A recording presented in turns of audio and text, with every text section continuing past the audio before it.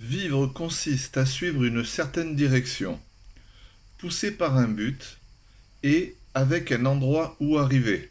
Point.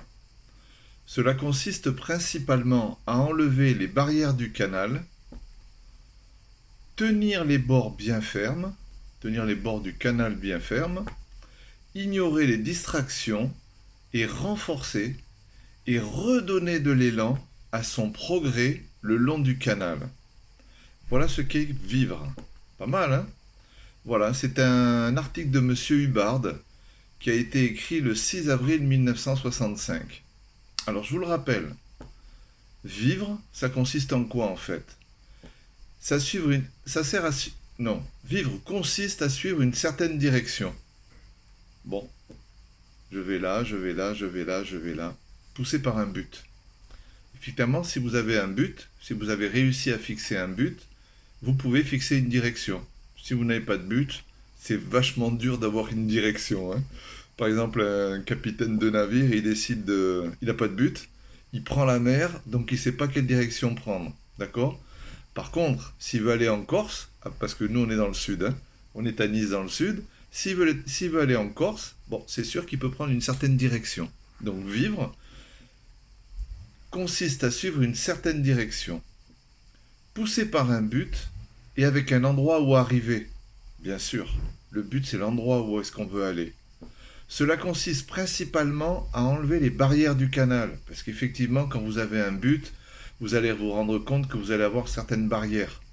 Je veux être chef d'entreprise, je veux avoir une entreprise prospère, je vais quand même avoir quelques barrières à résoudre. Les taxes, la clientèle, le volume de clientèle, mes partenaires pour qu'ils soient propres, qu'ils me livrent bien de la bonne marchandise en temps et en heure. Tout ça, ce sont des barrières à résoudre. Donc, il faut enlever les barrières du canal. Parce qu'effectivement, quand vous avez une certaine direction, vous avez un but, vous avez des barrières qui vont venir freiner l'écoulement dans le canal en direction de votre but. Ensuite, il faut tenir les bords bien fermes. Alors, c'est quoi tenir les bords bien fermes? C'est la discipline. Effectivement, si vous avez un but, que le lendemain vous avez un autre but, le lendemain vous avez un autre but, le lendemain vous avez un autre but, pas de discipline. Ou alors si vous avez du travail à accomplir, mais vous arrêtez boire un café et discuter avec les potes tous les jours, à chaque fois un petit peu plus longtemps, pas de discipline.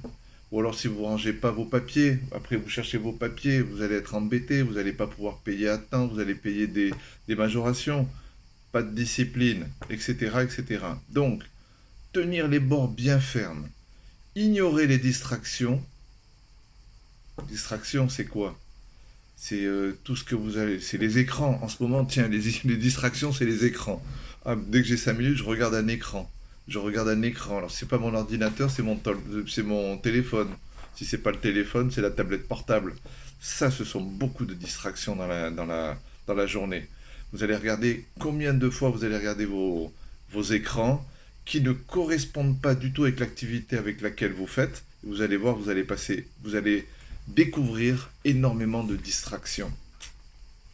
Et ensuite, on renforce et on redonne de l'élan à son progrès le long du canal.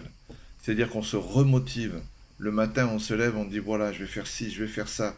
On se redonne de l'élan. On fait des activités qui nous renforcent. Par exemple, on va faire du sport, on va faire de la marche.